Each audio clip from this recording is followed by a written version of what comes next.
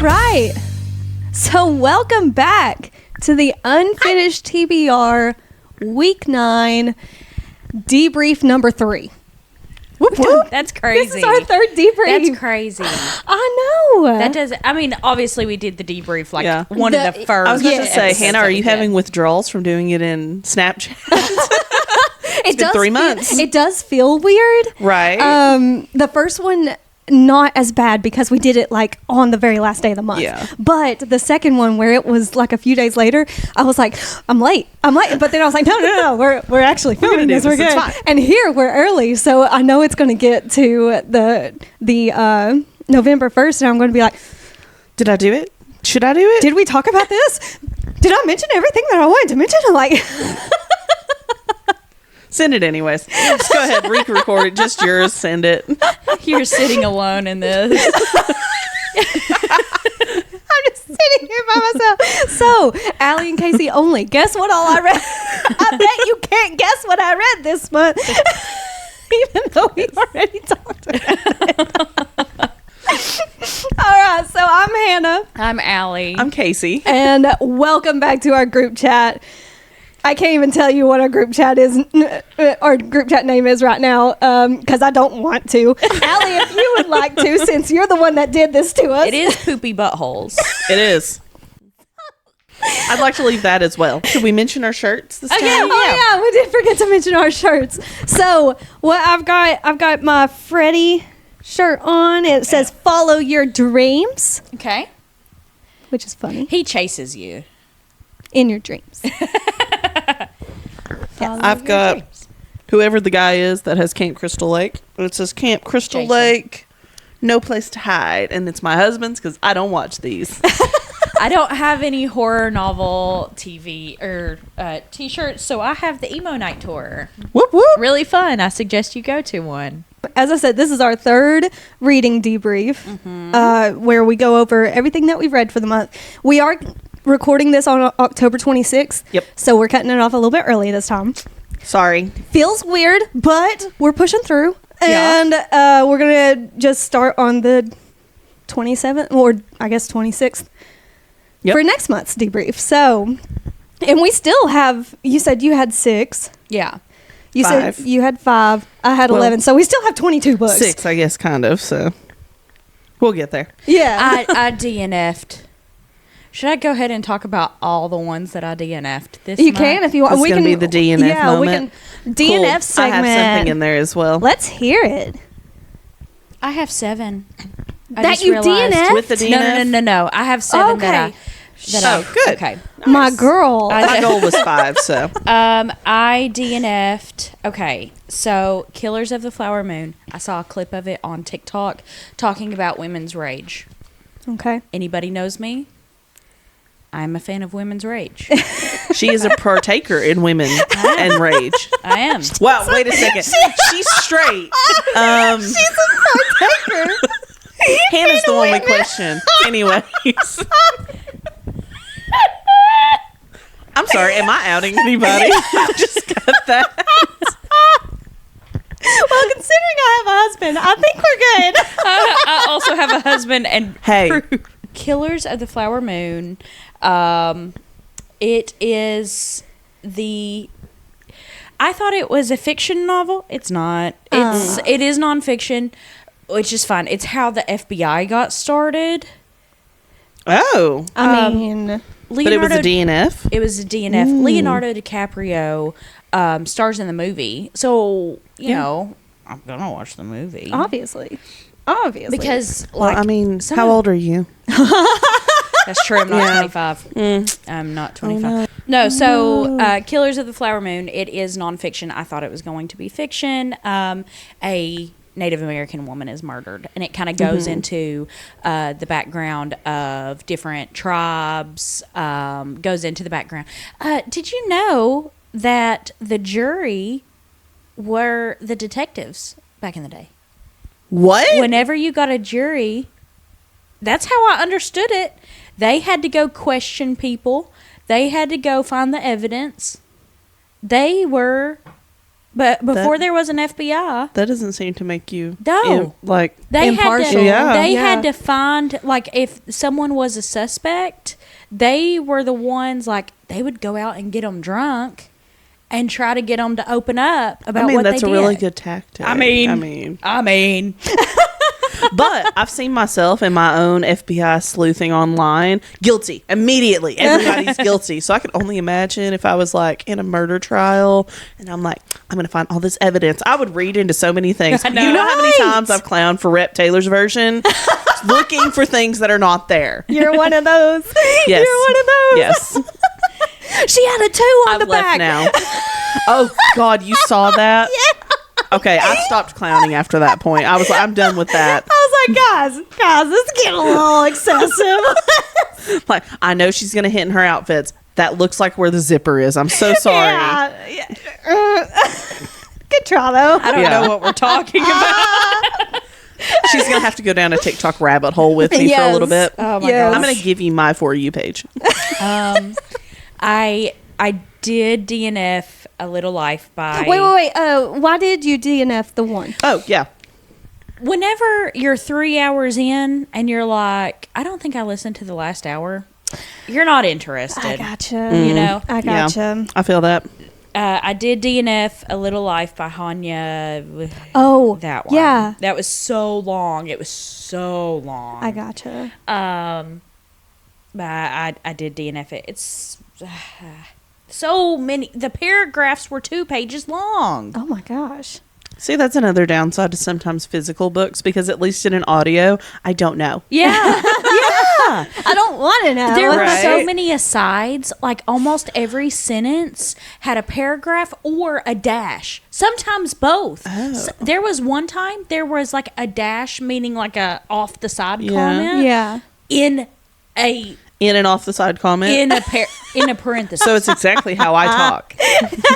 I know, like, right? That is how I talk, but it's different whenever you're having to read Yeah. Right. 2 pages worth of the Right. same topic. Yeah. Hearing you say this makes me feel really bad for my high school English teacher God. because she said, write how you talk. And girl, did I take that seriously. Sorry, Miss Hodge. My bad. And I also DNF'd Children of Blood and Bone. I will let you all guess how far into it before 60%. 17. 38. Oh, like we're right in like the middle. Yeah. We were on the same wavelength, just Yeah. on different sides. This is a 18-hour book, though. Holy So cow! I got through 7 hours before I DNF'd That it. would have pulled up and said 18 hours, and I'd be like, no. Are we sure we want to do this? I would have to, this would have to be like someone smashed all of ACOTAR together, so it just continued at the end Right. for me to be like, oh, it's 18 hours? That seems reasonable. right. Wait till you get to Throne of Glass. 18 hours is nothing. I know. Game I'm thinking of starting it here Thrones soon. is 34 hours. Son. And I only got through 2%. Wow. Now That's like 17 hours, though. I'm gonna give myself a little bit of grace because Game of Thrones is due in 12 days. So you might be able to I finish might it. be able to. And Children of Blood and Bone by Tomi Adeyimi. So why didn't you finish that one?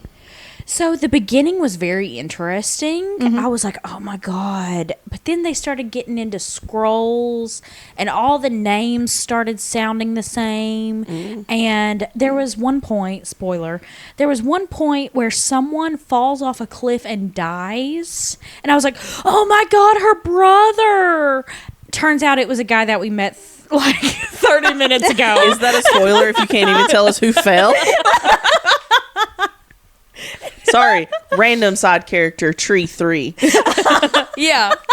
I'm pretty sure that's all I DNF'd. I have a DNF. Okay.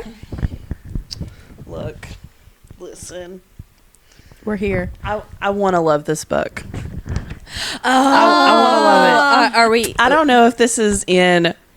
I We need pre-recorded something early or not, but this is going to be mentioned in like 3 episodes now. It's called The Best Way to Bury Your Husband by Alexia Casale.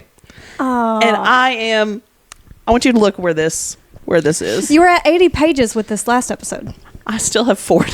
Oh, bless your heart. I can't. Every time I go to pick it up, I dread reading, and I'm like, I don't think I'm supposed to feel this way. Right. That's so I not will the be point of finishing reading. this at some point because I'll be darned if I'm not finishing that much. Right. But I want to go ahead and say this is just don't read it. Don't. Unless Okay. you just, I don't know. It just keeps going on and on. I See, like gotcha. the premise was good.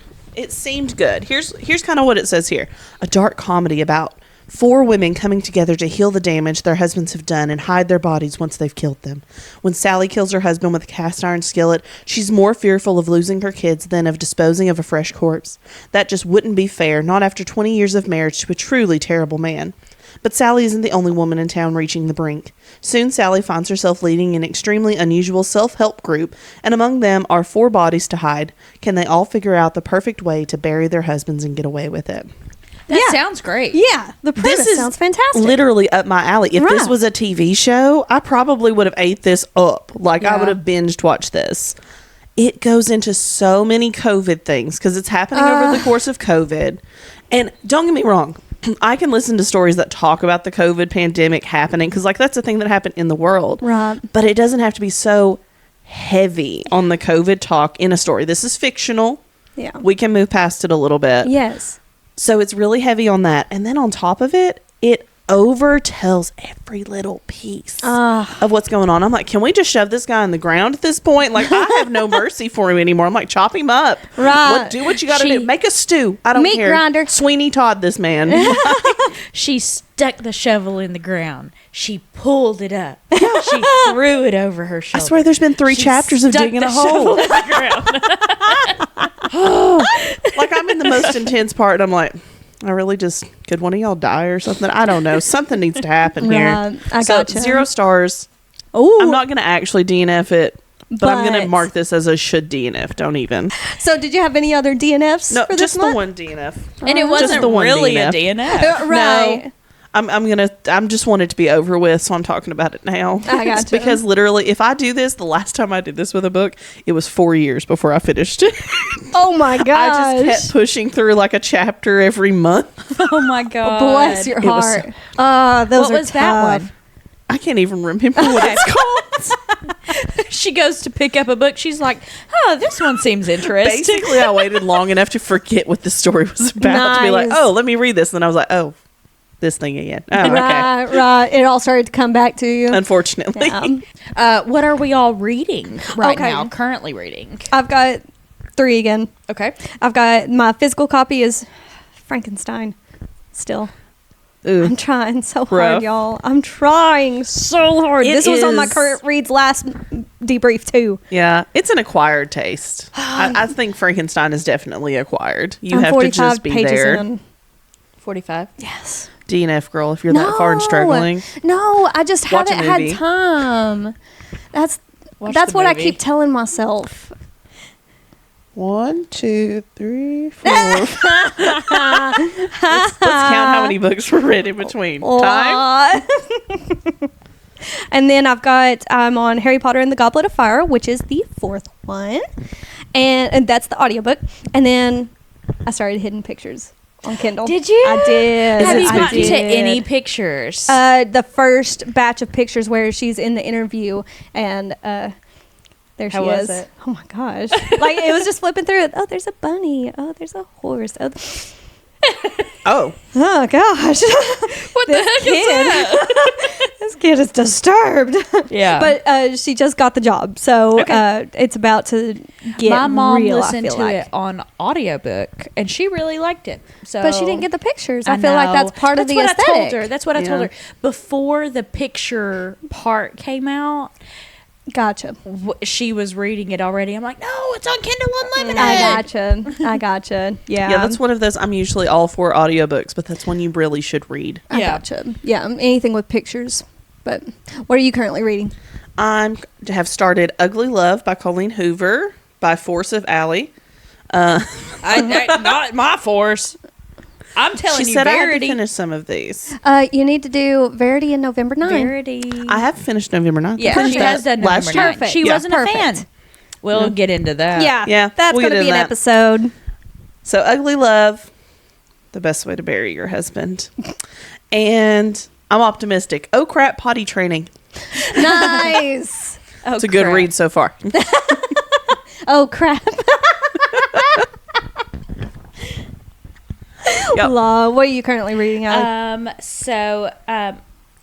My physical copy is Sellout by Tony Woolley. We will have an episode Yes. on that. Yes, we will. That's my physical copy. My Kindle copy is Two Twisted Crowns. It is the second Yes. to One Dark Window. One Dark Window. Mhm. Are we gonna get into that this month? I don't know. I haven't started it yet. Okay, I didn't know. I didn't know if it was on the list. I haven't even looked. It's not on the list. Okay. No. See, I don't. And I am listening to The Hunger Games. Yes! Yes. You're gonna see exactly what I mean. I'm so in it. I'm so Yes. in it. How far are you? I'm okay. So remember, I DNF'd Children of Blood and Bone, Right. by Tomi Adeyimi at 38%. Right. It is a fantasy novel. Okay. Now, Hunger Games, I don't know if you would consider it a fantasy. It's novel. like dystopian, utopian. Dystopian. Yeah. Same YA type fantasy. of vibes, because Children of Blood and Bone has a dystopian feel Okay. to it. Okay. But it's still fantasy because there's magic. You know? Right. Gotcha. But I am 34% in the Hunger Games, and the feeling that I have with the Hunger Games versus the feeling I had with Children of Blood and Bone is like so different. Yes. Because I was like, okay, it wasn't just fantasy, because it was Game of Thrones, Right. Children of Blood and Bone, Right. and then I was like, oh man, am I going to DNF Hunger Games? So No. it's not just fantasy. No. Yeah. You It's- won't I'm DNF good. this. You're gonna. I kid you not. That is a page turner. Yeah. I couldn't set I'm it down. to the part where PETA said that he doesn't want to train with her anymore. Nice. So Nice. That'll break your heart. Listen, you're gonna love him in the second book. I already love him now. Oh yeah, he's fantastic. PETA was. Way more than the movie. Oh yeah. In the beginning. I did. Yes. I grew to love him, but in the movie, it was just, I don't know. I don't know if I like you too much. I gotcha. What's his name? Josh Hutcherson?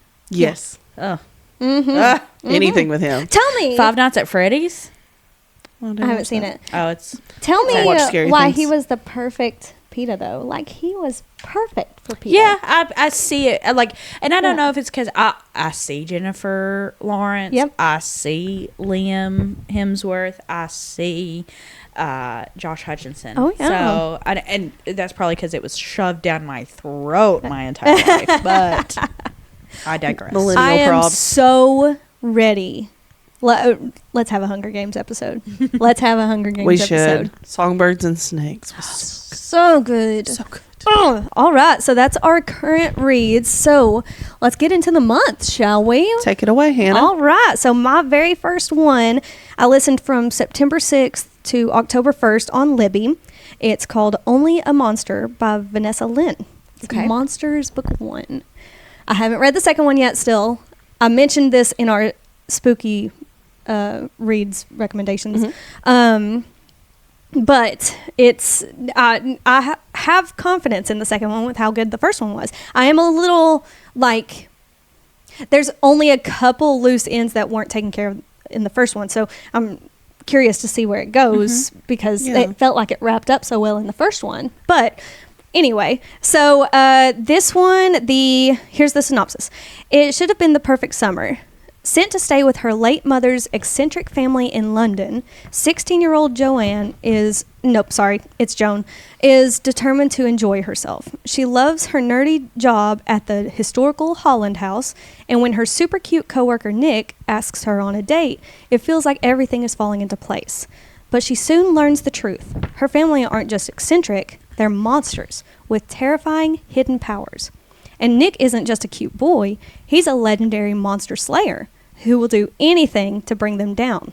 Enemies to lovers. As she battles Nick, Joan is forced to work with the beautiful and ruthless Aaron Oliver, heir to a monster family that hates her own. She'll have to embrace her own monstrousness if she is to save herself and her family, because in this story, she is not the hero. So this was 2022's Goodreads nominee for Best Young Adult Fantasy and Science Fiction. Oh, Yes. okay. Yes, and I see why. I would have ate this up in high school. but I still enjoyed it now. So that tells me it's along the same lines as Infernal Devices, as Harry Potter. As That's the how Hunger I feel Games. about Hunger Games. Yes. Well, as I'm reading it, I'm like, dude, I did miss out on that You era. did. That was right. You did. So so the fact that it's still, I still enjoyed it, because I mentioned some in the Spooky Reads episode where, like, it would have been better if I'd been in the high school frame of mind. If I'd been in it would have been perfect. This one was perfect even now. So that tells me how good of a book it is. That it's been 10 years since high school, and Yeah. it still resonates. I can't wait to read the next one. I did rate this one 4 stars, and it is on our local Libby. The next cheapest option is $2.99 on Kindle. Oh, okay, that's not bad. Yeah, not bad at all. I haven't checked on the second one yet, but yeah.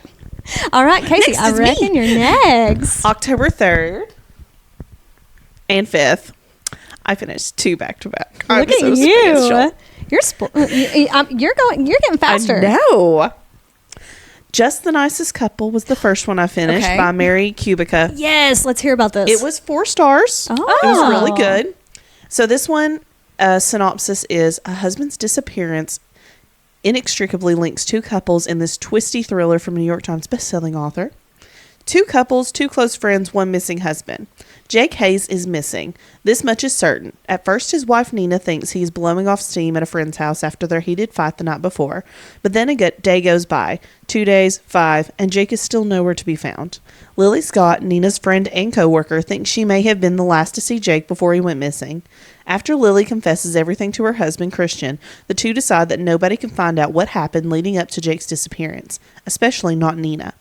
But Nina is out there looking for her husband, and she won't stop until the truth is discovered. I really love this one.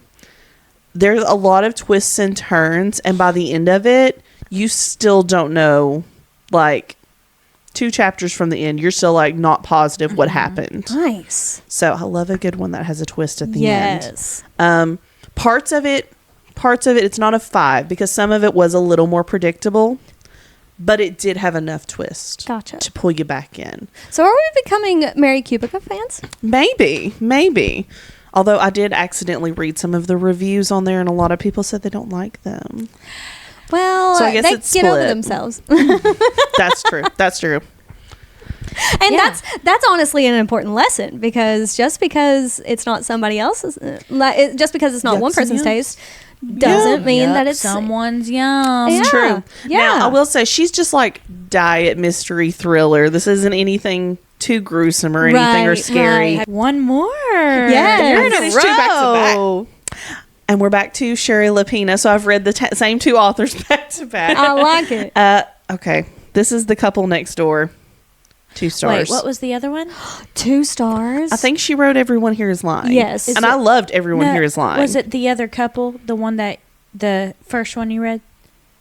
Just the Nicest Couple. Just the Nicest Couple, and then The Couple Next Door. Yeah. Okay. Yeah. We get it. You're married. Interesting take. Especially when, if you should read this one after saying that now. I had to put something in there. Law. You never know what's happening on the other side of the wall. They live in a townhouse. Okay. And they're the couple next door. Okay. Your neighbor told you that she didn't want your 6-month-old daughter at the dinner party. Nothing personal. She just couldn't stand her crying. That woman is hateful. Yeah, she really is. Okay. She really is. Your husband said it would be fine. After all, you only live next door. You'll have the baby monitor, and you'll take it in turns to go back every half hour. No. Your daughter was sleeping when you checked on her last, but now as you race up the stairs in your deathly quiet house, your worst fears are realized. She's gone. You've never had to call the police before, but now they're in your home, and who knows what they'll find. What would you be capable of when pushed past your limit? I know your stomach dropped right then hearing it. And as new moms, it would. I figured this one out in the first 5 chapters. Okay. Ah. Yeah. And I was like, surely not. And I kept reading because it has some pretty good turns and twists. but I had it figured out pretty much, nail on the head, every person that had to be involved in this disappearance by chapter 5. It was very obvious. Dang. Yeah. What was going to happen. Yeah. So, but the girl really is just a bee. So you can hate the girl next door who told her to leave the baby anyways. Right. It's hard for me because I want to go into the book and I'm like, I'll tell you how I'd handle this. Right. Right. You should read it. You should read it. Go to the dinner party. Right. And I believe it's my turn if you're not done. If you are done. What's the next date? Is October 8th. So yeah. I am. So it's your turn. Okay, so I read Under the Whispering Door by Yes. T.J. Klune. This is the same author who wrote House in the Cerulean Sea. Oh, okay. I was leaning more Yes. Whisper Man. No. This is rated overall 4.15 on Goodreads. I rated it 4 out of 5. I finished on October 6th. It says, "Welcome to Kayron's Crossing. The tea is hot, the scones are fresh, and the dead are just passing through. When a reaper comes to collect Wallace from his own funeral, Wallace begins to suspect he might be dead. And when Hugo, the owner of a peculiar tea shop, promises to help him cross over, Wallace decides he's definitely dead. But even in death, he is not ready to abandon the life he rarely lived. So when Wallace is given 1 week to cross over, he sets about living a lifetime in 7 days. Hilarious, haunting, and kind, Under the Whispering Door is an uplifting story about a life spent at the office and a death spent building a home." That's cute. Again, it is so cute. Aw. Again. Hugo. So he knocks it out of the park. He knocked it out of the park. And I will say, whenever I read a book that has like funny parts in it, I'll be smiling, especially like going down the road. I'll be smiling, or like I may give a little, Yeah. The first chapter, he is talking. He is a I forget if he's a lawyer or a CEO. I forget. He's the boss. Right. He's sitting down with his secretary or something. I think paralegal, and I was like laughing out loud going down the road because of how funny this interaction was. So I loved it. It didn't have a lot of fun. I mean, it had funny parts throughout, but not like that. So if you're Right. expecting to laugh like that, but it's so cute. Hugo, I love Hugo. There's an old man in the story. I love him. He's just like a little crotchety old man, but full of love. Love it. So, again, TJ Klune knocks it out of the park. Love that. I'm becoming a TJ Klune fan. Also, the second book to House in the Cerulean Sea, Somewhere Beyond the Sea. Somewhere Beyond the Sea, is out now. I do believe. I'm Out now? I'm on the wait list. Okay. Yeah. Have you? Yeah. Is It's it on this here. one? It's on here. All right. So my second one of the month. I mean, we'll be discussing it because you literally just said, let's discuss it together. Okay. The Other Mrs. Yeah. by Mary Kubica. I finished on October 14th. I finished on October 8th. I read October 2nd through 8th on Libby. Here is the synopsis for The Other Mrs. by Mary Kubica. Sadie and Will Faust have only just moved their family from bustling Chicago to small-town Maine when their neighbor, Morgan Baines, is found dead in her home. The murder rocks their tiny coastal island, but no one is more shaken than Sadie, who is terrified by the thought of a killer in her very own backyard. But it's not just Morgan's death that has Sadie on edge. It's their eerie old home, with its decrepit decor and creepy attic, which they inherited from Will's sister after she died unexpectedly. It's Will's disturbed teenage niece, Imogen, with her dark and threatening presence. And it's the troubling past that continues to wear at the seams of their family. As the eyes of suspicion turn toward the new family in town, Sadie is drawn deeper into the mystery of Morgan's death.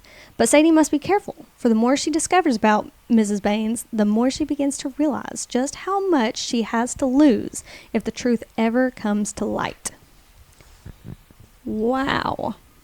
It's a good story, isn't it? It is an amazing story. Also, we hate Allie. I love to be surprised.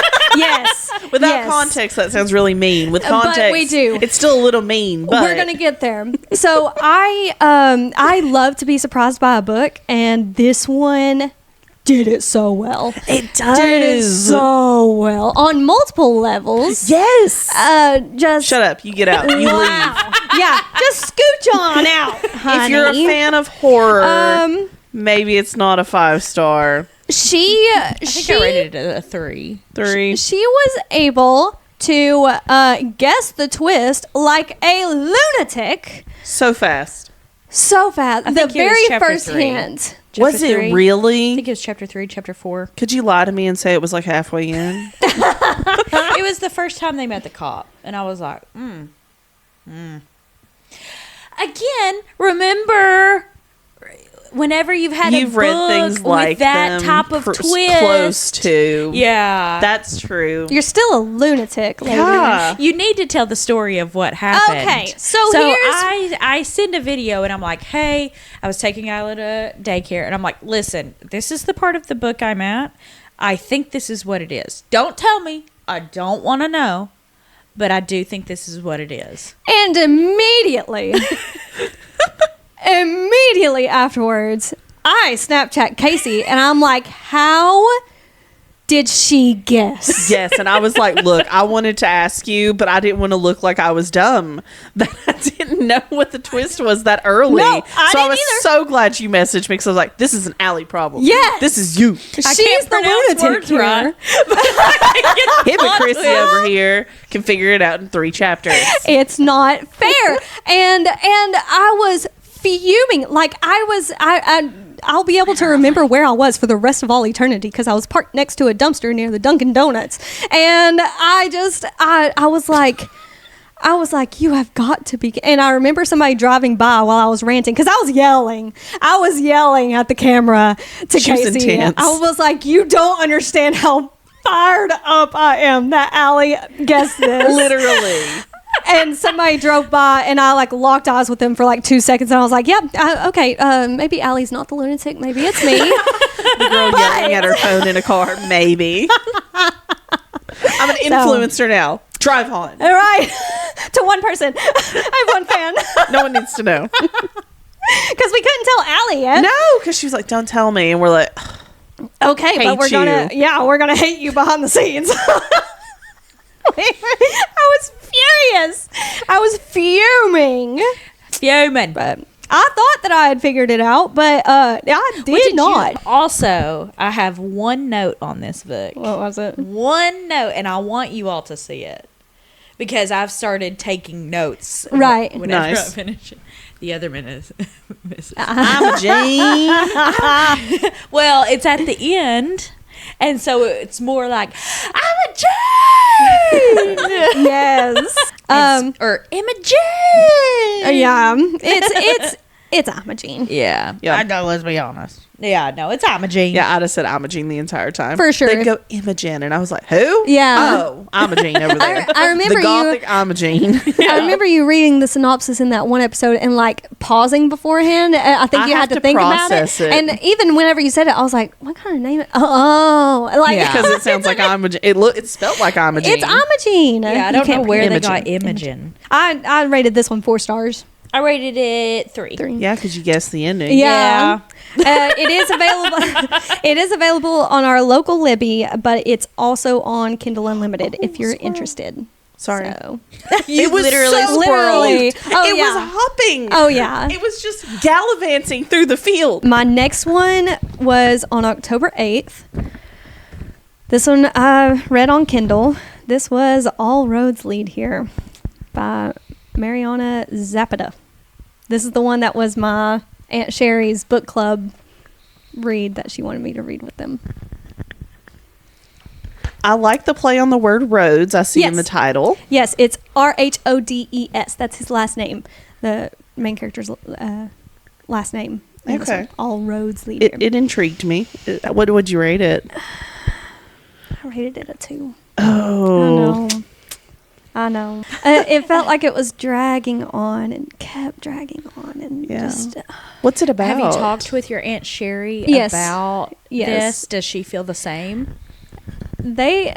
she showed me the comments from their book club. They all loved it. Really? Yeah. Maybe it's a generational thing then. Maybe, because it is, he's 42 and the main girl's like 33 or something like that. So maybe that's it. I will say, I loved Rhodes up until they started getting serious. And then he became a little cringe for me. Does he? A little cringe for me. But I will say, I feel like as far as the love aspect of it, the actual romance, the actual love feeling in it, not the, but that aspect of it would have been something that I liked in high school, I feel like. Oh, okay. He was really protective. He was very forthcoming with his feelings. Is he like a bear of a man? Oh yeah, he's a bear of a man, and I do like that. I do like that. So here's the synopsis. Losing people you love is hard. Aurora Delatorre knows moving back to a place that was once home isn't going to be easy. Starting your whole life over probably isn't supposed to be. But a small town in the mountains might be the perfect remedy for a broken heart. Checking out our landlord across the driveway just might cure it too. It started out good. I will say that. I was interested. She, had a lot of cute little quips. It was good starting out. And then she kept talking about how she didn't know what she was doing in this she went to work for one of her friends in this outdoor store. She didn't know anything about any of the outdoor stuff, but that kept being a topic that she brought up. Like, it kept not getting any better. Yeah. Honey. Here's your sign. You have a phone, for one thing. Do some research if you're that concerned about it. I think it took like a month and a half for her to get anywhere on learning anything, because she finally brought it up to her landlord. And he said, yeah, I'll help you, because he was like a park ranger top. I don't know. It just stuff like that kept happening, where she was having the same internal dialogues just over and over and over and over and over again.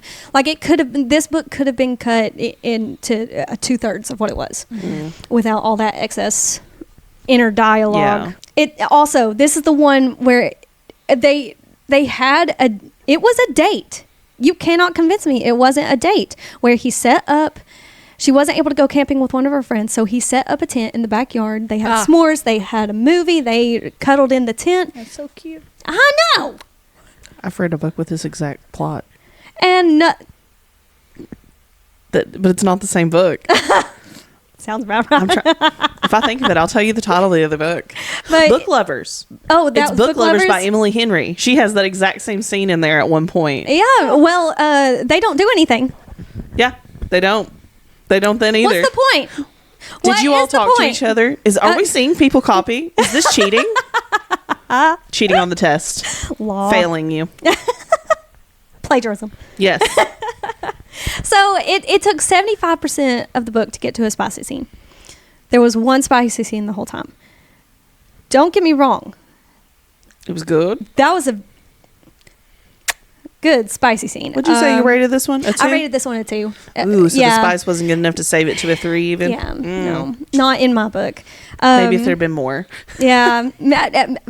Maybe. If he'd have used the tent properly.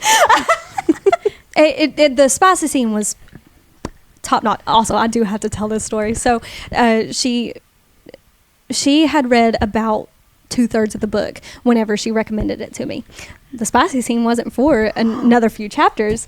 And so she texted me the Saturday after I finished. I can't remember when that was, but the Saturday after I finished, she texted me and she was like, I don't think I realized there was a spicy scene whenever I recommended this to you, so I hope you didn't get offended. And I was like, how do I tell my aunt that do you tell? That this was extremely mild compared to My Spicy mother-in-law. scene. I almost missed it. My mother-in-law works for the library, and she was like, Tessa Bailey. Yeah. Yes. Yeah, yes. she read a Tessa Bailey book, and she was like, it got a little, and I looked at her and I was like, those were mild. Yeah. Yeah, those were like barely over She making out. actually just messaged me this week and said, the copies of Pumpkin Spice Cafe just got to the library today, and I got a copy. What date is the podcast where you guys are discussing the book? I said, I believe it'll be November 11th. Fair warning, it has a couple of extracurricular scenes in there. Extracurricular scenes. I like that. She said, probably no worse than the 2 Tessa Bailey books I just read not long ago, and she put the hidden. And we're over here with 50 Shades of Fairy. Yeah. Yeah. It might be along the same lines as Tessa Bailey. Okay. As a Pumpkin Spice Cafe. That's what I'm saying. Oh, yeah, It might be it's along the same. Yeah. We'll get into that next episode. Yes. We've got another episode coming up. The next episode we're filming. Yes. You got to wait a while. I just told her that it's fine. I didn't take any offense whatsoever. Yeah. She said, I usually try to warn people if there's going to be any spice. And I was like, I'm not offended. Send me more. Send me all those recommendations. I'm good. We're good. I've got a couple this month that you might be surprised at. So. Maybe you need the warning. Yeah. I'll give you any warnings that I need to, guys. So here's the thing that gets me on this book. The big dispute that drove them apart, because there's always something. This one was the fact that she didn't tell Rhodes and his 16-year-old son that her ex, that she had moved to get away from and completely get out of her life, was a famous singer, and they felt like they weren't enough and took it as her lying to them. She's trying to get away from her. Why would she bring up her ex, for one thing? She signed a non-disclosure agreement because he's famous. She got a big settlement out of it. Like, she's not going to let $10 million go to waste, you know? Right. Like, also, how do you casually bring up that you have $10 million because of the settlement? Also, what is how much money I have anything of your business? Exactly. So and the way that they found out, too, is some of their group of friends from her ex, so more famous singers and stuff, were just casually passing through the area, ended up at this rinky-dink gas station that they just stopped at so that she could go pee, and they just happened to have their tour bus out there at this rinky-dink gas station. Don't tour buses have bathrooms? Right. They do. Right. Yeah. So that was weird, and so Rhodes and his son overheard the conversation and then didn't talk to her for the rest of the drive home that they had. Yeah. Like, that's one thing for 16-year-old. Yeah, the 16-year-old I could see being like, But- I'm so upset. Why did you say that? But that's just A like, 42-year-old man. yeah, he should have been like, hey, you got any autographs? I can sell that online. That's what you should be saying. Yeah. And so they didn't talk to her, and here she is. She's living in their garage, because it's got one of those apartment garage. She's living in there. Like they that don't talk to her for days, and then she decides that, you know what, I'm gonna go spend an evening with my actual friends, and you know, be able to actually interact with people and not just sit up in my room by myself and feel neglected. And they're like, oh no, she can't leave, and follow her to the person's house, and that's their apology. Stalker behavior? I don't know. I wasn't. This can all be summed up. All these questions can be summed up with one word, and I think y'all know the word. Miscommunication? I was gonna go with men. Oh. I mean, yes. But also, Matthew don't act like that. Matthew talks to me. There's a difference between our husbands and just men. I've never had one just like completely not talked. And that's a woman move. Like, don't even. Well, was this written by a woman? Yes. There it is. But I would say don't waste your money. But the digital book is available on Libby. It's also on Kindle Unlimited. Don't bother spending money on this book, in my opinion. If you've got a free option and you want to check it out, if you like the synopsis, go for it. But Sorry, Aunt Sherry. sorry, I'm sorry, but I just, it's not my favorite. It's not my favorite. So What yeah. was my next one? So that was October 8th. So you've got an October 9th October one. 9th. Yes. Yeah. This one was Mad Honey by Jodi Picoult. Dig I And Jennifer Finnay Boylan.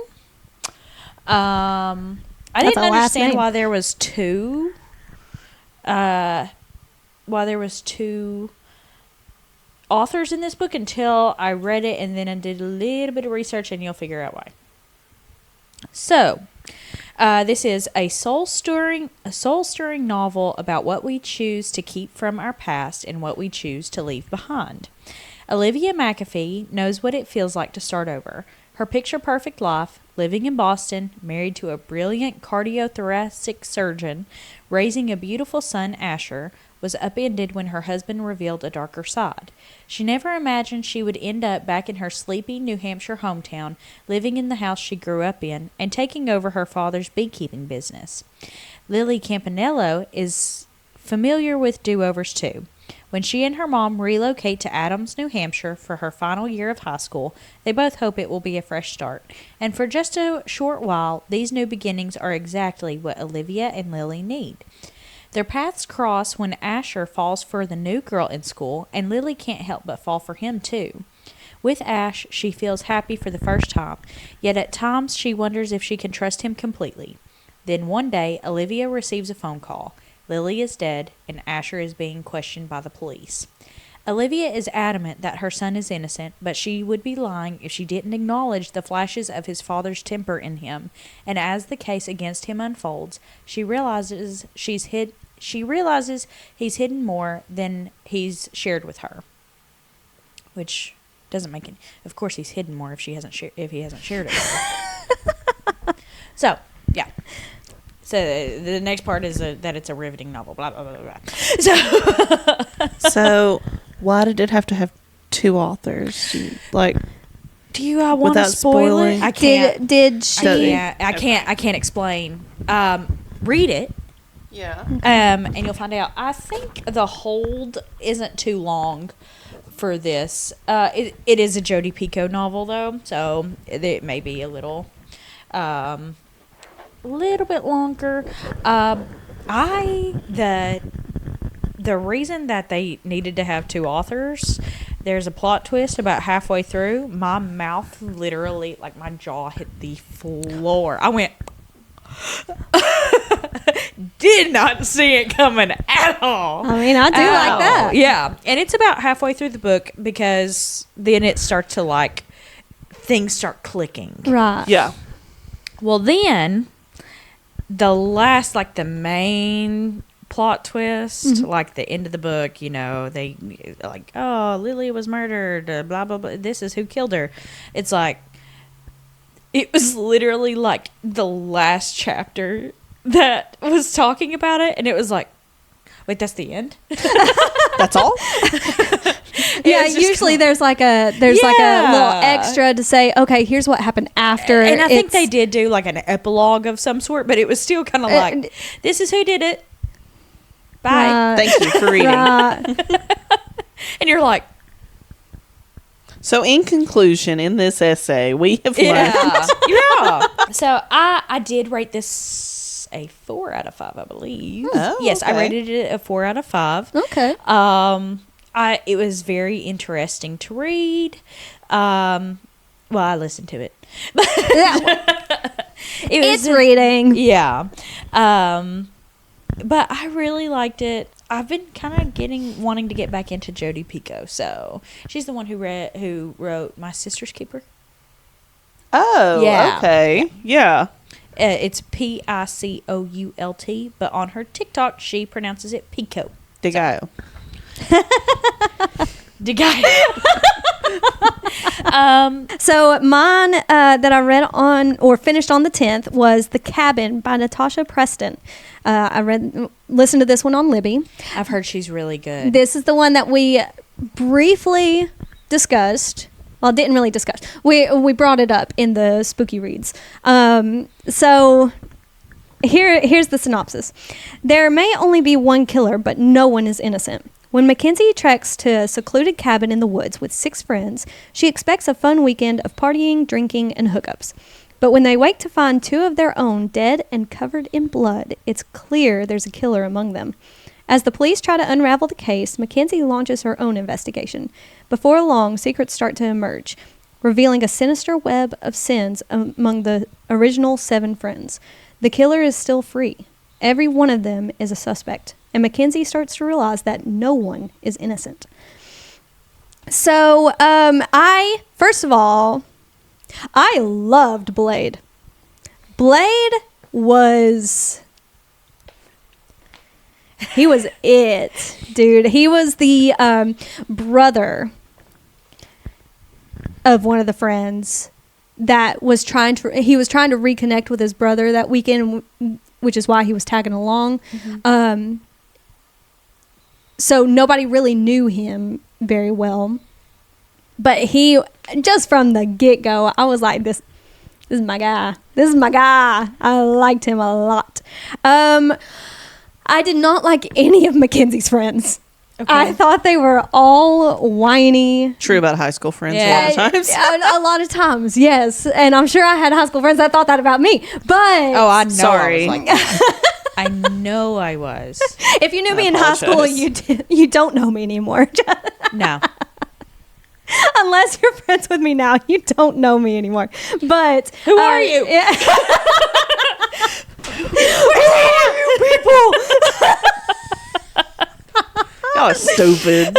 So all of them were whiny. They were all obnoxious. They were all petty and just kids. They were all kids. Yeah. I mean, that's just kind of like the rule of the land whenever you're in there. Yeah.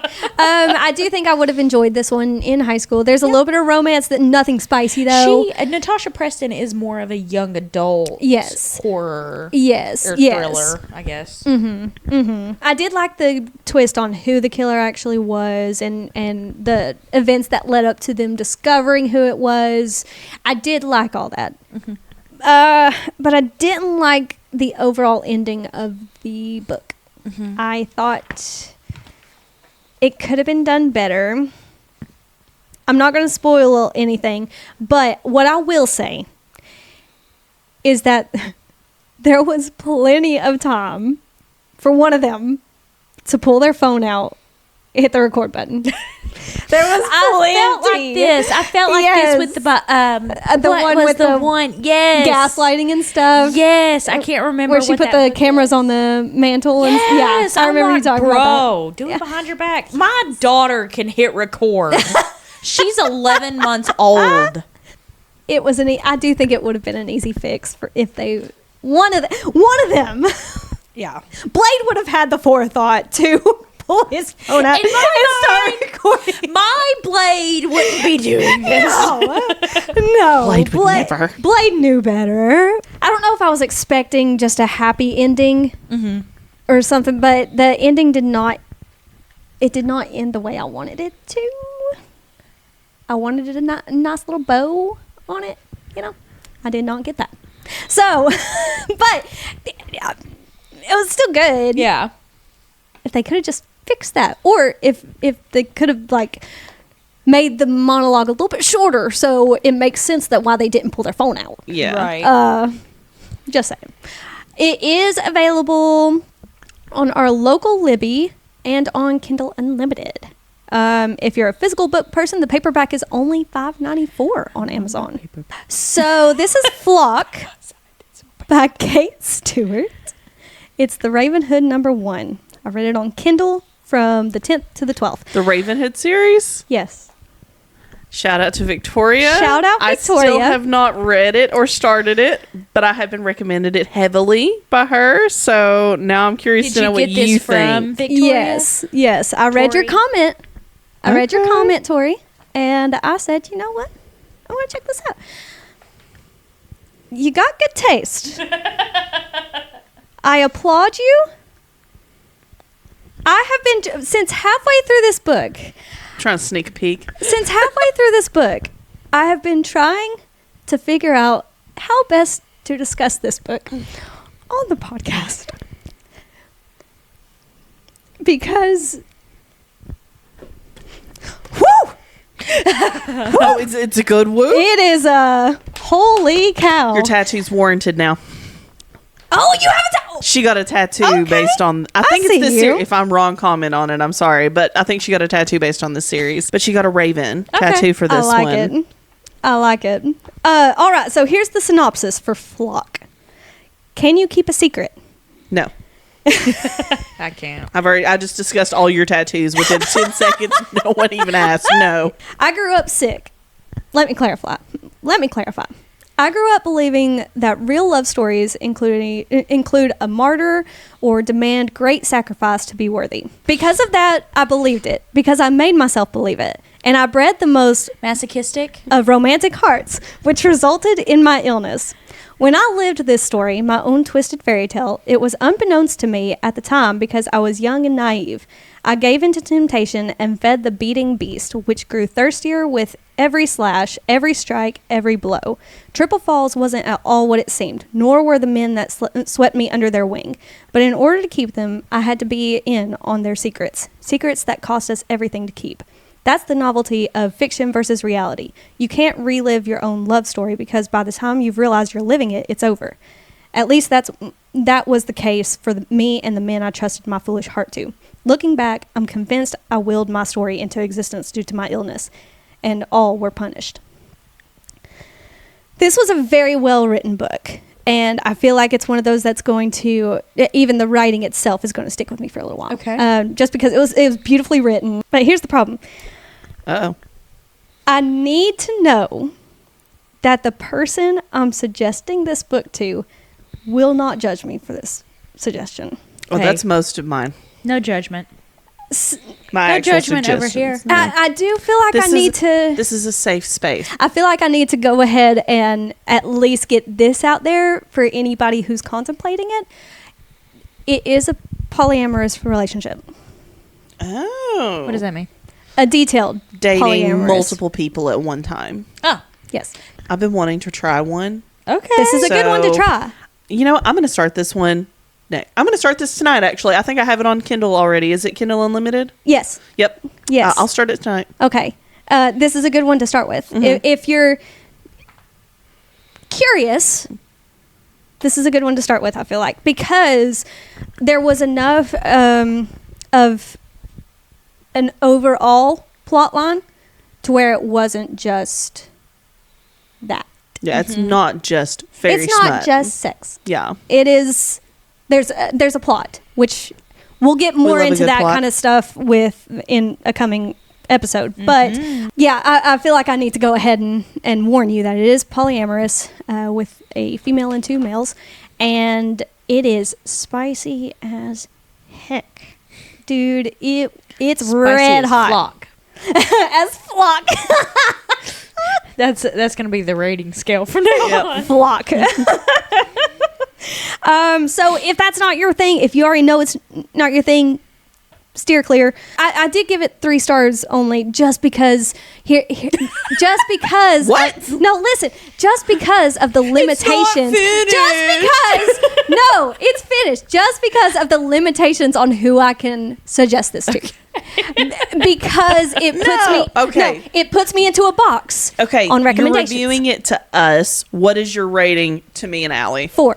4. Okay. Okay. That's Overall. the true rating scale. Your rating should come from your heart. Well, I feel like it. It's a 4-star. And Sherry, do not read this one. And That- Sherry, do not read this one. Your ratings need to come with warnings. drink. It's a 4-star. Becky, Don't read No. this one. Mom, Maybe. if you want to. Don't, Gwen. Don't tell me about it. I don't want to know. And Kim? Don't tell me about it. New Year's is going to be interesting this year. Another thing that another reason that I did put it at 3 stars, I probably won't reread it again. Okay. So that's kind of my scale too. Yeah. Is if I would reread it. Yeah, I see that. Yes. You got to be a 5-star for me to even contemplate that. It was a read. It was a good read. Yes, and those scenes will live rent free in my head. However, I will not read it again. Okay. So the digital book is available on our local Libby, but like I said, it's also available on Kindle Unlimited for free. So we love free. Yeah, we do. Oh my God, is it me again? Yay, the house. Why do I do this to myself? Here we go. Happy. Yes. The House in the Cerulean Sea by T.J. Klune. It is book number 1. Yes. It is book number 1. I listened to it on Libby, and I listened from October 14th to 15th. Oh! So, because of Allie's glowing recommendation, I picked this one up, and I'm so glad that I did. Doesn't it just make you so happy? You are so correct. The voices that he gives fit the character so well. Remember how we talked about there is a Kingsley plush on Barnes & Noble? There is a Chauncey plush on Barnes & there's Noble. not. Oh, with his bellhop hat. No. Yes. Did you I'll read look this it one up. this month? No. Dang it. Okay, you need to read it. So while you look it up, I'm going to read the synopsis. A magical island, a dangerous task, a burning secret. Linus Baker leads a quiet, solitary life. At 40, he lives in a tiny house with a devious cat and his old records. As a caseworker at the department in charge of magical youth, he spends his days overseeing the well-being of children in government-sanctioned orphanages. When Linus is unexpectedly summoned by extremely upper management, he's given a curious and highly classified assignment: travel to Marcius Island Orphanage, where 6 dangerous children reside: a gnome, a sprite, a wyvern, an unidentifiable green blob, a were-Pomeranian, and the Antichrist. Linus must set aside his fears and determine whether or not they're likely to bring about the end of days. But the children aren't the only secret the island keeps. Their caretaker is the charming and enigmatic Arthur Parnassus, who will do anything to keep his wards safe. As Arthur and Linus grow closer, long-held secrets are exposed, and Linus must make a choice: destroy a home or watch the world burn. An enchanting story, masterfully told, The House in the Cerulean Sea is about the profound experience of discovering an unlikely family in an unexpected place and realizing that family is yours. This story was almost, it was so perfect. It was almost a 5-star for me. It was a 4-star. I do love the message of love and building a family together, and honestly just being a good person all around. And it does put into perspective that hate is learned, not inherited. It's not, we don't hate each other, just coming out of the womb. No, it's so obviously taught. Yeah. It's crazy. And now that we have kids, it's so clear to at least me that it's definitely a taught behavior. Yes. And that goes for anything. Arthur's my favorite, but I love all of the kids too. But the adults, Arthur's my favorite. Lucy. Love Lucy. He's awesome. So this is available on our local Libby, but the next cheapest option is the paperback from Amazon for $11.11. All right. Lucky numbers. 11. Still you, girl. Oh my gosh. I'm so sorry. All right. So immediately after that, okay, so I've had a hankering to re-listen to Harry Potter for a while now. It's fall thing. It is fall. It is Harry Potter season. So, and then I listened to House on the Cerulean Sea. He did the voices. He did the voices spectacularly. And I was like, you know what? Time to revisit Jim Dale in his narration of Harry Potter. So, Harry Potter and the Sorcerer's Stone by J.K. Rowling. Harry Potter Book 1. Obviously, I had this on Audible already. Oh, yeah. This was one of the very first books that I picked up from Audible, actually. Again, shout out Jim Dale. You are fantastic. I love your voices. You You are the perfect person for this. So, here's the synopsis for the very first Harry Potter book. Harry Potter has never even heard of Hogwarts when the letters start dropping on the doormat at number 4 Privet Drive. Addressed in green ink on yellowish parchment with a purple seal, they are swiftly confiscated by his grisly aunt and uncle. Then, on Harry's 11th birthday, a great beetle-eyed giant of a man called Rubeus Hagrid bursts in with some astonishing news. Harry Potter is a wizard, and he has a place at Hogwarts School of Witchcraft and Wizardry. An incredible adventure is about to begin. I'm not going to get into too much detail because I want you guys to read it so bad. It's on Kindle Unlimited. Your sister has the box set. So, I'm scared. You should be. If you've never read them either, there's no excuse left. They've been out for ages now. Read them so that we can have a Harry Potter episode, please, and thank you. They have Dobby. Dobby. Aww. Oh my gosh. Does he have a sock? Look at him. He has a sock. Of course he does. Yeah. So this is still my favorite book series of all time. So obviously it's got 5 stars. I will say one thing though. Severus Snape, they can never make me love you. Snape. Severus Snape. Dumbledore. They will never make me love you. Ever. Okay. I do not think there. And I'm purposefully listening for redeemable qualities. I fell into the trap of, oh, but he ended up being a good guy, and it's like, no, I don't think we read the same book, because no, he didn't in my book. Really? He did not end up the good guy in my book. I don't know if I'd give him good guy. This is just from the movies, though. Almost neutral. He can almost neutralize himself. No, he cannot redeem himself in my book. Nothing that he did was redeemable. Oh no, I need to watch them again. No, you need to read them, because here's the deal. They don't go into enough. They don't give you all the details. Yeah. In the movie. I do have this question. Yes. Do the books and the movies follow pretty closely, or are they going to jump between scenes in the books, in the movies? Like, if I read Sorcerer's Stone, can I then watch Sorcerer's Stone? Yes. Okay. Mm-hmm. In fact, I would do that. Would? So you can see what all is missing. That's what I was thinking of doing. Yes. Do that. And let's go book at a time. Let's discuss it. We'll go more in depth if we have some Harry Potter episodes. Lady. And so, yeah. If you don't have Libby, or if you don't have Kindle Unlimited, the next cheapest option is paperback from Amazon for $9.33. Or just check your local thrift store. It's everywhere. I'm tired We'll of find looking. it later. Yeah, we'll find it later.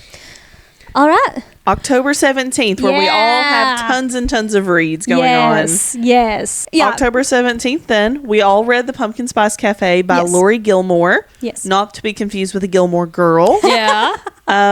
And stay tuned. I'm going to tell you at least what the tropes are, because I don't think we mentioned it in Ooh, good idea. Yeah, episode, that is a and good it was idea. given. Mm-hmm. We've got Grumpy Sunshine, Yep. Small Town, Found Family, and a little spicy. Yes. Wouldn't call it schmut, but a little spicy. Yes.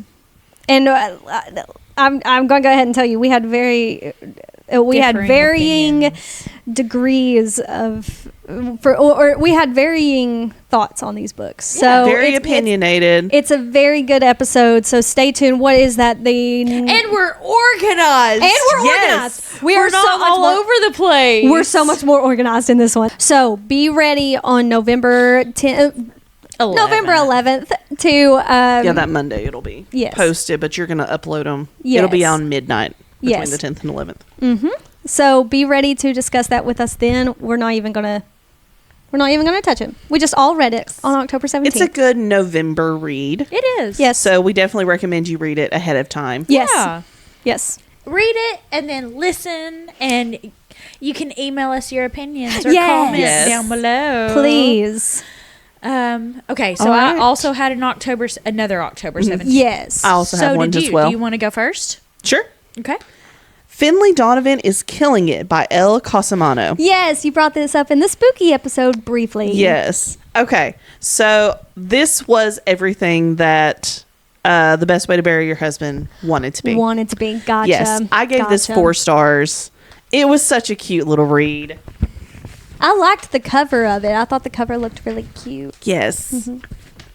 Okay, so the synopsis is getting the job done. For one single mom takes on a whole new meaning, and Finlay Donovan is killing it. Finlay Donovan is killing it, except she's really not. She's a stressed out single mom of 2 and struggling novelist. Finlay's life is in chaos. The new book she promised her literary agent isn't written, her ex-husband fired the nanny without telling her, and this morning she had to send her 4-year-old to school with hair duct taped to her head after an incident with scissors. When Finlay is overheard discussing the plot of her new suspense novel with her agent over lunch, she's mistaken for a contract killer and inadvertently accepts an offer to dispose of a problem husband in order to make ends meet. Soon, Finlay discovers that crime in real life is a lot more difficult than its fictional counterpart, as she becomes tangled in a real-life murder investigation. I loved this. This sounds fantastic. It is exactly what you expect if Get Smart was was a crime show. Heck yeah. It's hilarious. It's stupid, honestly, but it's hilariously stupid. Yeah? And it looks like at the end this is supposed to be the first of 2 at least. Hey. Oh, cool. Yes, it does lead into a possible next book. Ooh. There were lots of twists and turns that I really didn't expect. And there's a little bit of love involved, a couple of love triangles going on. It's just such a cute little read. It's the fall, but it's a fall beach read. Oh, perfect. okay. It's a pumpkin Which patch is read. perfect. Pumpkin patch read. That's cute. You went to the beach on fall. So did you I read read it? this in Kiowa. Oh, Yes. nice. Yeah. Yep. This was my fall beach read. Yep. That's awesome. It was good. It was good. I would highly recommend this to anybody. Sweet. I'm going to have to add that to my list. You should. You should. All right. So, Allie, you had another one on October 17th? Yes. What you got? A Court This Cruel and Lovely I've heard of that. by Stasia Stark. Did we read something by her? I don't recognize that name. Okay. I rated it a 5-star. Oh. Oh, wow. That's our first 5-star of the day. Hey. The ending is crazy. I didn't see it coming. I don't know if y'all would see it coming. I didn't see it coming. Probably not. Okay, so We're better. The description is, for years when I fell asleep, I dreamed of a man with blazing green eyes and a cruel smile. Same. Nice. The day I meet him, the ruthless mercenary leaves me for dead. Just hours after humans are born, the gods take what little power we have. In return, they protect our borders from the vicious, merciless Fae. The humans who manage to keep their power are known as the corrupt, and they are burned. When my forbidden power is discovered, I'm forced to flee my tiny village and the life I adore. To survive, I make a desperate bargain with the mercenary who abandoned me at my weakest. Our deal is simple. I'll help him and his mysterious friends sneak into the city, and he'll help me learn to wield the strange, dark power I've always kept hidden. The power that may just be the key to my survival. But the ruthless mercenary is hiding secrets of his own. Secrets that threaten the safety of everyone I love. Secrets that could tear this kingdom, and perhaps even this world, apart. Please note, A Court This Cruel and Lovely is a N.A. I don't know what NA/adult romantasy book with steam. While this series is slow burn, the chili pepper rating will increase for each book. And holy cow! It got a good starting point. So the fact that it only goes up. point. And it says it increases in each one. Increases, girl. Oh. Adding this one to my list. Well, will everything in say- a court apparently is good. Yes. Yes. I will say, the reviews on Goodreads had me scared. Really? It had me scared, yeah. Some people said that it jumped around too much, that it didn't make sense for them. Sounds like they needed a better attention span. Pacing was off, characters not well fleshed out, chemistry between main character's absent, too much too soon. I personally loved it. Now, I will say I listened to this, and then the second book was on Kindle Unlimited, so I went ahead and got it, and I kind of read a little snippet. Hearing the names, I wasn't as confused. Reading the names, I'm like, what? Who is this? We've talked about that before. Yeah. Yeah. So It makes a difference. I did put on here. I have notes. I put Holy Spice, and this is peak enemies to lovers. Peak enemies to Well, it lovers. has mercenaries, so I'm thinking it's up my alley of you need to be stabbed at least once. If once you read it and you get to the end, you're like, oh, okay. So, yeah, I rated a 5-star. I think it's a 4-book series. So what's the first one titled again? I'm going to go ahead and add it to my A TBR. Court This Cruel and Lovely. It should be. Here's what's crazy. I got it immediately on Libby. So I was like, Really? oh, this is going to be tough. And then, so I went ahead and put a hold on the second book thinking that it wouldn't be as long because I got the first one so easily. Right. The wait is several months. Oh my gosh. I am 102nd in line, 5 copies in use, 189 people waiting in total, 38 people waiting per copy. You must have got it at a Holy good cow. time because the first one right now for hours is several months. Yeah. That's crazy. I do think it's on Kindle Unlimited Okay. because I got the second one on Kindle Unlimited. Let me double check. Cool. I always join the group for the audiobooks, even if it is on Kindle, because I might get it here and listen to it yes. and be reminded of it. Right. I can always leave. All right. So on the 19th, I finished Exodus by Kate Stewart, which is Kindle Unlimited. All 4 books are on Kindle Unlimited. all 4 books are on Kindle Unlimited. We like So this is number 2 in the Ravenhood series, Okay. Exodus by Kate Stewart. wow. Also read on Kindle, finished on the 19th. So here is the synopsis for the second one. It's a ghost town, this place that haunts me, the one that made me. It's clear to me that I'll never outgrow Triple Falls or outlive the time I spent here. I can still feel them all, my boys of summer. Even when I'd sensed the danger, I gave in. I didn't heed a single warning. I let my sickness, my love, both rule and ruin me. I played my part, eyes wide open, tempting fate until it delivered. There was never going to be an escape. All of us are to blame for what happened. All of us serving our own sentences. We were careless and reckless, thinking our youth made us indestructible, exempt from our sins, and it cost us all. I'm done pretending I didn't leave the largest part of me between these hills and valleys, between the sea of trees that hold my secrets. It's the reason I'm back, to make peace with my fate. And if I can't grieve enough to cure myself in my time here, I'll remain sick. That will be my curse. But it's time to confess, to myself more so than any other, that I'd hindered my chances because of the way I was built, and because of the men who built me. At this point, I just want to make peace with who I am, no matter what ending I get, because I can no longer live a lie. So after reading this one, I don't know how I feel about the structure of the 2 books. Oh. So here's what happened. So the first book, so the preface is her at 26. She's driving back to Triple Falls after everything that's happened. Chapter 1 starts, she's 19. It's her first time in Triple Falls. And this is the story of why she's going back at 26. The entire book is her at 19. It doesn't cut back to her at 26. Second book starts immediately where the first one left off. So she's still 19. And about 50% of the way through the book is when she leaves Triple Falls. And then it cuts back to her being 26 again. And the second half of the book is her being 26. Which is strange to me.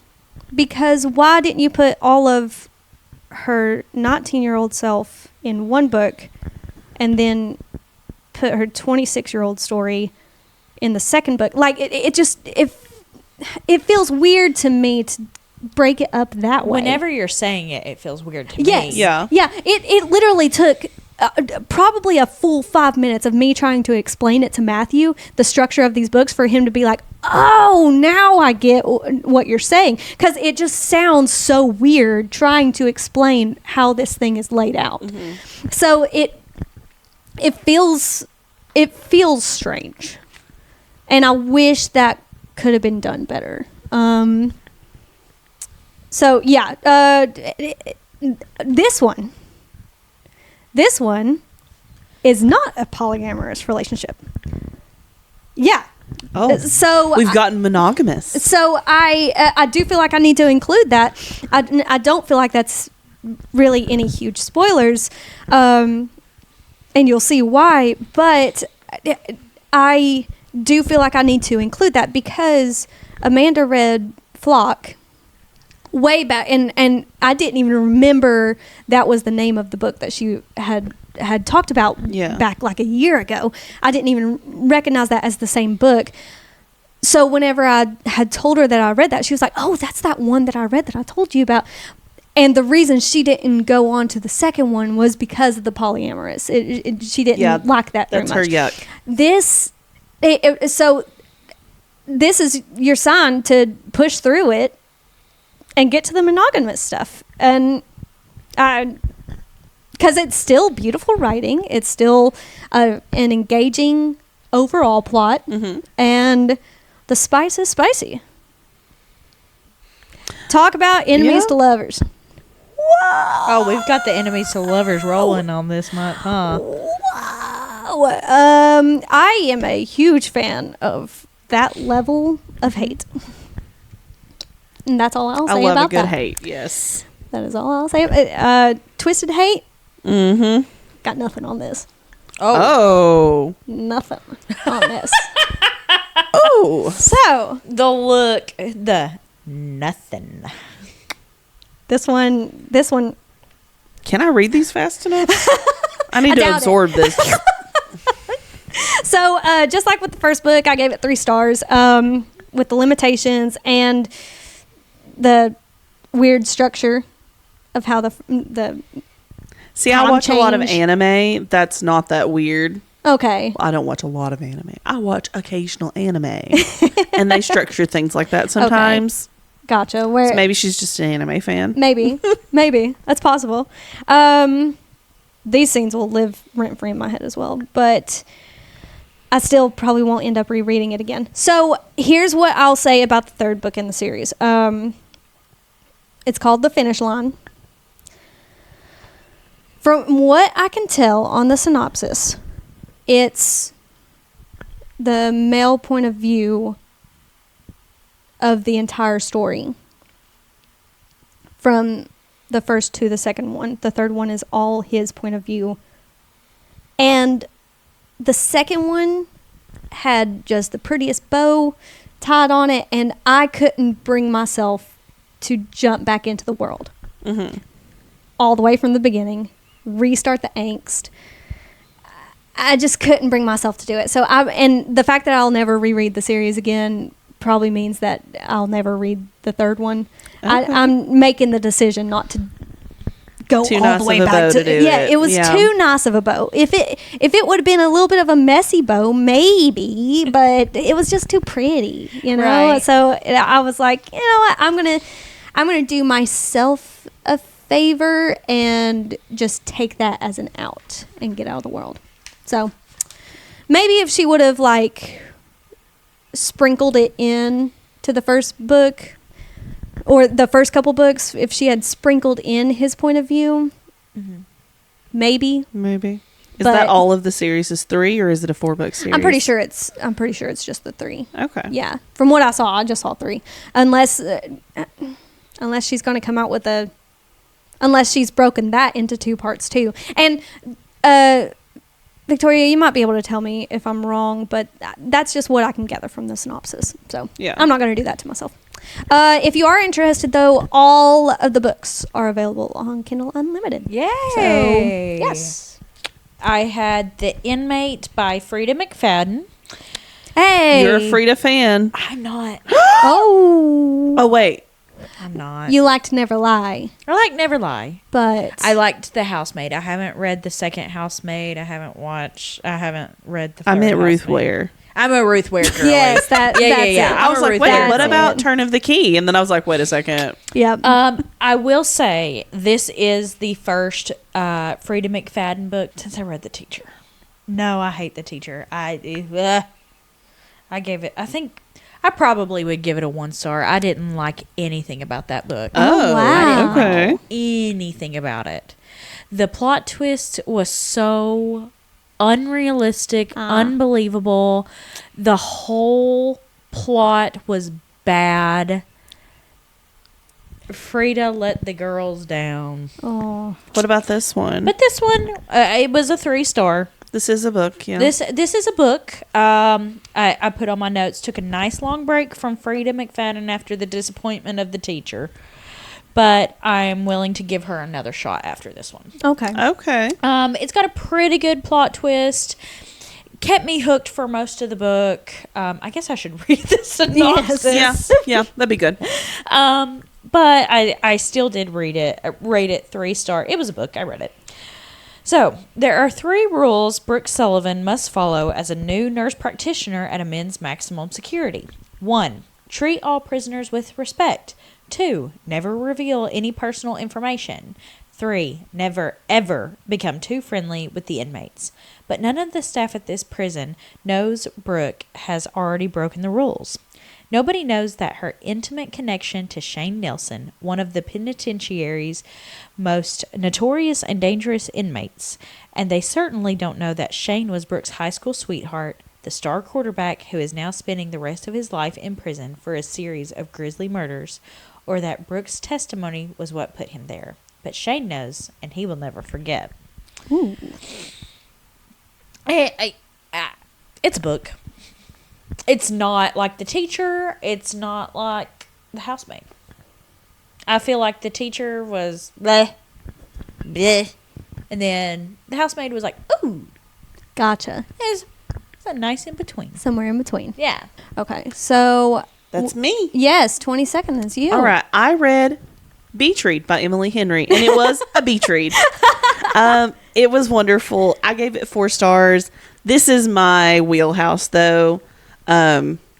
A romance writer who no longer believes in love and a literary writer stuck in a rut engage in a summer-long challenge that may just upend everything they believe about happily ever afters. Augustus Everett is an acclaimed author of literary fiction. January Andrews writes best-selling romance. When she pens a happily ever after, he kills off his entire cast. They're polar opposites. In fact, the only thing they have in common is that for the next 3 months they're living in neighboring beach houses, broke and bogged down with writer's block. Until one hazy evening, one thing leads to another, and they strike a deal designed to force them out of their creative ruts. Augustus will spend the summer writing something happy, and January will pen the next great American novel. She'll take him on a field trips worthy of any rom-com montage, and he'll take her to interviewing surviving members of a backwoods death cult, obviously. Everyone will finish a book and no one will fall in love. Really. Nice. What did you say? I said January and August. Yeah. Their names are January and August, yeah. That part's a little cheesy. It has some good spice in it. It's got a good build up to it. Nice. It's definitely a beach read. This is something you could read it in 1, maybe 2 days, sitting by the coast. It's got a good storyline, lots of good backstories on the characters. Just overall, it made me happy to read. Yeah. It's just good. Nice. Sorry, I can't read lips. Same, I can't either. This is why that one day you were Neither trying to can get I. my attention and you were like, I don't know what you're doing. I have no idea. Law. That's funny. Well, what did you rate it again? 4. 4? Yeah. But Good. walking into it, it is a beach read. If that's Right. not your thing, that's probably not going to be it. Right. You But- have to know what you're getting Yeah. into. Okay, so the 22nd, I finished Harry Potter and the Chamber of Secrets. So, this one has always been my least favorite out of the series. Okay. She has a But least favorite.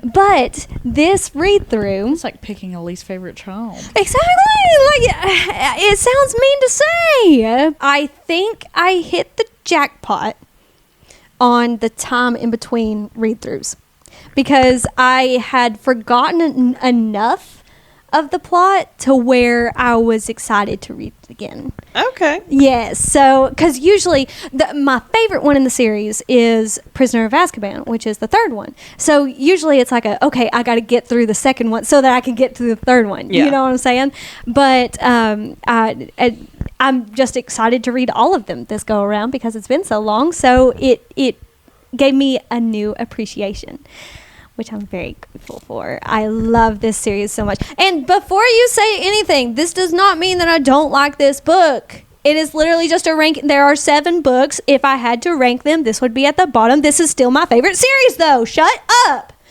So It's like picking your favorite cut of diamond. I mean, I know they're all flawless, but On 3, we all say our least favorite ACOTAR book. 1, 2, 3. the Frost one I and forget. Starlight. That one. The one I forget. I think I But it's still a good series. Yeah. So it's just that's just part of it. So don't you dare interpret that as the second book is not good. It I is will. good. It's not good. It's so good. I guess I just shouldn't J.K. read 'em. Rowling, Shut remove up. her from any fan pages. She doesn't like Don't you. even. You'll never get rid of me. I'll make as many pages as I need to stay on those things. Maybe. Okay. Yeah. Okay. All right, so here's the synopsis for the second one. Ever since Harry Potter had come home for the summer, the Dursleys had been so mean and hideous that all Harry wanted was to get back to the Hogwarts School of Witchcraft and Wizardry. But just as he's packing his bags, Harry receives a warning from a strange, impish creature who says that if Harry returns to Hogwarts, disaster will strike. And strike it does. For in Harry's second year at Hogwarts, fresh torments and horrors arise, including an outrageously stuck-up new professor and a spirit who haunts the girls' bathroom. But then the real trouble begins. Someone is turning Hogwarts students to stone. Could it be Draco Malfoy, a more poisonous rival than ever? Could it possibly be Hagrid, whose mysterious past is finally told? Or could it be the one everyone at Hogwarts most suspects, Harry Potter himself? The wonderful thing about these books, these have been out for, 15, 20, however many years these have been out. I am still learning new things with these books. And that's all I'm going to say about that, because you guys ain't read them. But where it's got such a wide fan base. I mean, this is multi-generational at this point. It's got such a wide fan base that there are multiple people that make these theories and point out little snippets that, maybe I'd missed. And I think I've gathered enough information since my last read through to where it was like, I knew what to look for. And is this detail really there? Oh my gosh, it is. Oh my gosh, it's more foreshadowing. Like things that you wouldn't have thought. J.K. Rowling is just a genius. The way that she connects all of this stuff is genius. And that is why it's the blueprint for any series, is because, and y'all will see for yourselves, there are things that are referenced in the last book that call back to the very, very first book. There's things in the 5th book that call to the 3rd. There's all these, it's this web of information. And it's just, I love it. I love it. I'm a little concerned about your rating of that book. No, Again, it's I know 5 it's stars. Diamonds to Diamonds. As it being the lowest, that's my favorite movie of the set. Really? Yeah. Really? So, does the movie rank about the same place as the book? For me, yes. For you? But I am Wondering. just such a... I think you will change your mind after Really? you've read the books. Yeah. Yes. Because we'll get to the 3rd one, because that one is my favorite. I love it so much. I finished this one on the 23rd. Okay. So Harry Potter and the Prisoner of Azkaban is book number 3. Harry Potter, along with his best friends Ron and Hermione, is about to start his 3rd year at Hogwarts School of Witchcraft and Wizardry. Harry can't wait to get back to school after the summer holidays. Who wouldn't if they lived with the horrible Dursleys? But when Harry gets to Hogwarts, the atmosphere is tense. There's an escaped mass murderer on the loose, and the sinister prison guards of Azkaban have been called in to guard the school. I am such a serious Black fan. Yes, he is the mass murderer. but I love him. He's insane, and I love him. We get so much more detail about like Harry's parents from back in the day, and I love this. And Lupin is fantastic. Professor Lupin is fantastic. This one is just top notch for me. And okay, I do want to point this out though. J.K. Rowling is the best at naming every single character. Like, it does not matter if it ever comes up again. She will find a name for this character that just gives you it's one of the authors for one of the, spell books. It's a dark art book, and the author's name is Quentin Trimble. Stop! Nice. That character has nothing to, but she names him because it's cute. It's so, she has so many moments where it's just humorous for no reason. It's just to be humorous. And this character, she names him, and you might not hear it again for 4 more books. And suddenly they've got a plot line, and even if it's just a minor one, you get a little bit of backstory, and suddenly you're in love with this character that otherwise was a nobody. Yeah, it's so realistic. It reminds me so much of the beginning of Seinfeld, where the way that they talk, they would bring up these people in Seinfeld, and then later on is when they would actually arrive in the show, and it's like, oh yeah, they've mentioned these people being friends before, and suddenly that's exactly what it feels like with I love that feeling so much. I cannot recommend these books enough. I love them all. I could talk about these for literally 7 years. 7 years straight. So that was my 11 books for the month. Okay. And that's it for the month. My last book is Normal People by Sally Rooney. This was one I told you that I was going to DNF. I ended up sticking with it. I would rate it a 3-star. Gotcha. It was a book. I read it. It had a plot line. So it wasn't like it had characters in it. You don't really care that you did finish, and you wouldn't have cared if you didn't finish it.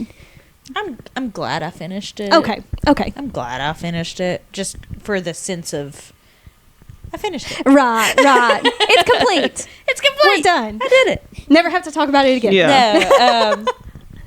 It is the synopsis. It's rated 10 best books of the year by People, Slate, the New York Public Library, Harvard Crimson, one of Entertainment Weekly's 10 best novels of the decade, an Emmy-nominated Hulu original series, New York Times bestseller, long-listed for the Booker Prize. And it was just meh. A novel that demands to be read compulsively in one sitting by the Washington Post. Y'all read it. I can tell you all right now, you will not like it. Based off of the books that we have talked about in the past, and y'all have been like, didn't like the ending, and feel like the ending needed a little bit more, you will not like this book. Really? Yeah. I can tell you all right now. But especially to have all these raving reviews, I know, that's crazy. Okay, so Connell and Marianne grew up in the same small town, but the similarities end there. At school, Connell is popular and well-liked, while Marianne is a loner. But when the two strike up a conversation, awkward but electrifying, something life-changing begins. A year later, they're both studying at Trinity College in Dublin. Marianne has found her feet in a new social world, while Connell hangs at the sidelines, shy and uncertain. Throughout their years at university, Marianne and Connell circle one another, straying toward other people and possibilities, but always magnetically, irresistibly drawn back together. And as she veers into self-destruction and he begins to search for meaning elsewhere, each must confront how far they are willing to go to save the other. So I zoned out in the middle of the synopsis. I can only imagine trying to read it. Boom, roasted. Sorry. I listened to this book. The narrator has a harder accent to listen to, so I did have the most I could do was 1.75.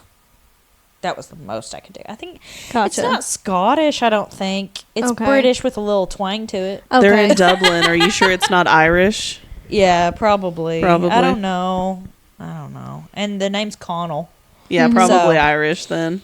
Either and- way, a little tough And to he understand. has like a thicker accent, Gotcha. so whenever she does his part, it's like, huh? What? We add accent on accent. yeah. It was really cute. It was beautiful. I mean, obviously you can tell by the synopsis. They're friends with benefits, but they just have a love for one another that is unmatched, and it just shows their lives. They cannot be apart from each other. A They constant go date, connection. Yeah, they go date other people. They are in each other's lives forever. Marianne is one of the most frustrating people in the world. She has the perfect guy right there. Why does she go after losers? Are you talking about yourself? Or? You saying Aaron's a loser? I meant most Yes. of your dating history. You married a That was good 5 guy. years ago. No, I did go after losers. And You if y'all did. are watching this, y'all are losers. Yeah. You're in that number. No, so, yeah, no, he's just, they just go after losers. Like, So it's They're kind of like like tied together frustrating. forever. yeah, he battles depression. She battles destructive habits. She grew up in a very destructive household, and so those kind of like bleed into her adult life. She feels like she doesn't deserve any more I gotcha. than that. Right. Versus he had a very lonely, like childhood, and so he Right. feels lonely and depressed, and they just kind of like they come in and out and in and out and like all this other stuff. It is beautiful. You all will not like it. You all will not like the ending. Good to know. But Alexa, play Invisible String by Taylor Swift. Yeah. It gives those vibes. Does it? It does. It does. I do like those vibes.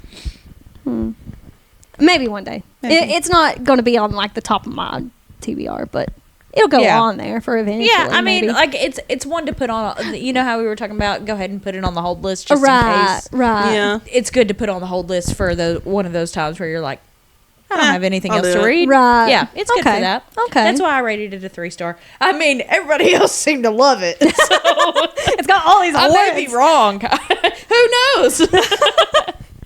Everybody's tastes are Allie different. just didn't get the plot. Yeah, I'm like, we're not just talking about sex here. Because literally, sex is started at the very beginning of the book, and it keeps on going. Well, wow. so- And you rated it a 3. It's Interesting. an awkward. Oh, It's not like, oh, and he was standing at attention, and he's like telling her like to do this and this and this. It's like they lose their virginity to each other. So it sounds just as awkward as that Yeah. is. yeah. Yeah. It's just a different kind of It's- awkward. Yeah. The It's- first time it's awkward. literally- Someone else, you're having to listen to it now, and you're like, oh, God, I don't want to relive that moment. But how they there's all that invisible string. How there is that invisible string. You have one I do more. have about 50 minutes. Oh, no, that we went ahead and did DNFs. It was my DNF. Oh, that was your DNF. Yep. Oh wow! The Yeah. end of this episode came way It did. differently than I thought it would. We've went. So, well, thanks for sticking around for another reading debrief. Thank you. Hope you got some things added to your TBR. I know I did. I know I did as well. Thank you, ladies, so much. I Yeah. Is it love House getting in the y'all. Cerulean Sea? It better be. I'm next in the library.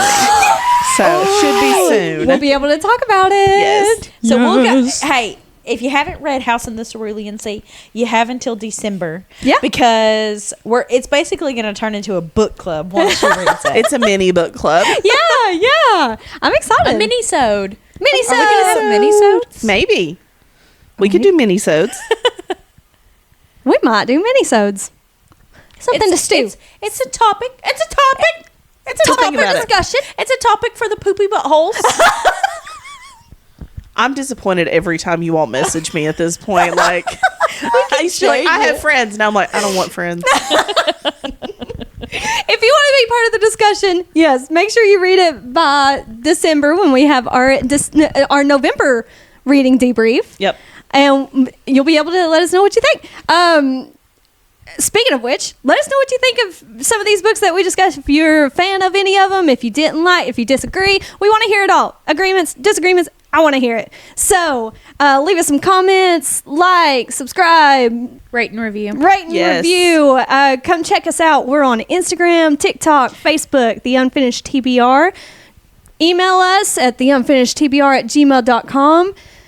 Send us your recommendations as well. Please. I told you, I read Tori's recommendation, and nothing is too much, obviously. So. Go ahead. Honestly, try us. There's something out there. We'll see. I'll let you know if I can't handle it, but guaranteed I probably can. So I might have even already read it. Who knows? It's going to be like in review from 2 years ago. Be ready on November 11th, very first thing in the morning, to If talk you work about. for the government, you're off that day, so you have plenty of no time. excuses. So be ready to Veterans Day. discuss the Pumpkin Spice Cafe by Lori Gilmore with us next week.